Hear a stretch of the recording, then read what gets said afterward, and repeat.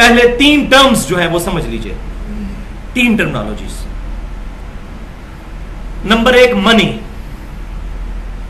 منی غلبہ شہوت کی وجہ سے پوری انسان پر جو کیفیت طاری ہوتی ہے، اس کی وجہ سے جو قطرات نکلتے ہیں انسان کی شرمگاہ سے، اس کو کہتے ہیں منی، اور اس کی شکل جو ہے وہ بلغم کی طرح ہوتی ہے۔ دوسری چیز مزی، یہ وہ قطرات ہیں جو شہوت کی وجہ سے تو نکلتے ہیں لیکن پوری اس کیفیت کے ساتھ نہیں، بلکہ انیشلی جب شہوت تھوڑی سی طاری ہو تو اس کی وجہ سے قطرات نکلتے ہیں۔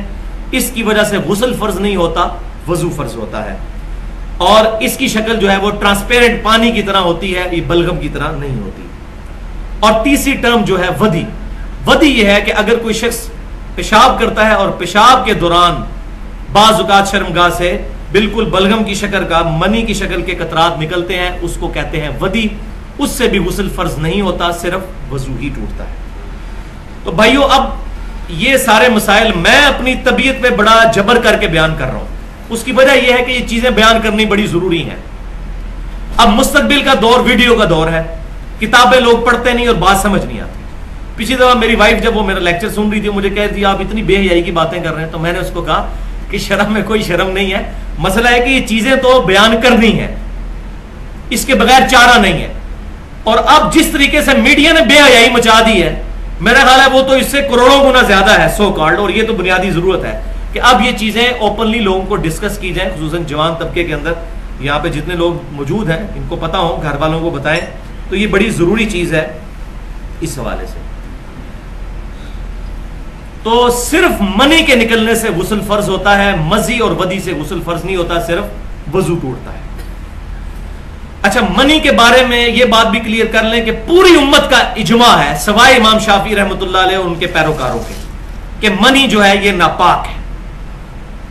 اور یہ جو اہل بدعت اہل سنت کے اوپر اعتراض کرتے ہیں اصحاب الحدیث کے اوپر کہ یہ منی کو پاک کہتے ہیں، یہ بالکل جھوٹ ہے۔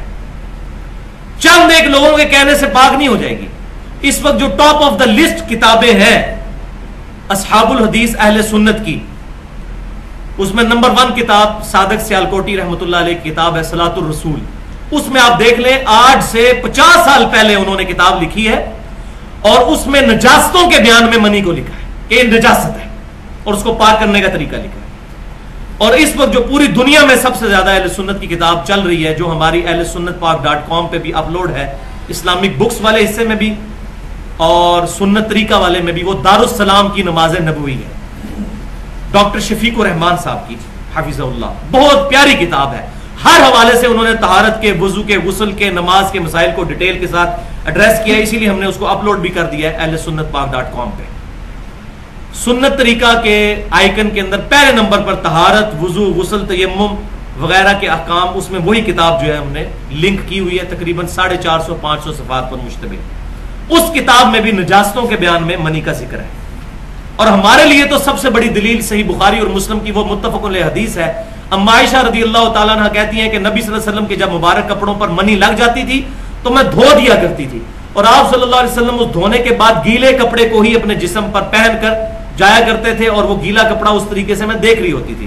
یعنی اس سے یہ بات پتہ چلی کہ خشک کرنا ضروری نہیں، اگر دھو کے ریموو کر لی تو اب گیلا کپڑا جو ہے وہ پاک ہی ہے، اور یہ بات عقلاً بھی سمجھ میں آتی ہے۔ اور دوسری حدیث صحیح مسلم میں ہے کہ اگر منی خشک ہو جاتی تو سیدہ عائشہ کہتی ہیں کہ نبی صلی اللہ علیہ وسلم ہمیں حکم فرمایا کرتے تھے کہ ہم منی کو کھرچ دیا کریں کپڑوں سے۔ یہ کھرچنا ہوتا ہی اس لیے تھا کہ منی ناپاک ہے، ادروائز وہ کپڑوں کے اس حصے پر لگی ہوتی تھی جو کرتے کے پیچھے چھپا ہوتا ہے۔ تہمت پہ اگر منی لگی ہے تو باقی تو کسی کو نظر نہیں آنی، تو کھرچنا کیوں ضروری ہے؟ وہ تو اسی طرح ہی ہے جیسے بلغم آپ کے کپڑوں پر لگ جائے، اگر معاذ اللہ یہ پاک ہوتی تو کھرچی تھی کیوں تھی سیدہ عائشہ؟ اس لیے کہ اس کو پاک کرنا مقصود تھا، ایستھیٹک کی ضرورت نہیں تھی، ایستھیٹک کی تو ضرورت نہیں، وہ تو ویسے ہی کرتے کے نیچے چھپی ہوئی ہے۔ تو یہ بعض لوگ جو ہیں وہ غیر مقلدین، بعض جو ہے نا وہ دلائل دے رہے ہوتے ہیں، میں غیر مقلدین کا رد کر رہا ہوں۔ تو ہم نہ مقلد ہیں نہ غیر مقلد ہیں، ہم الحمدللہ اہل سنت ہیں، اصحاب الحدیث ہیں، کتاب و سنت کو سلف کے منہج پر ماننے والے ہیں الحمدللہ۔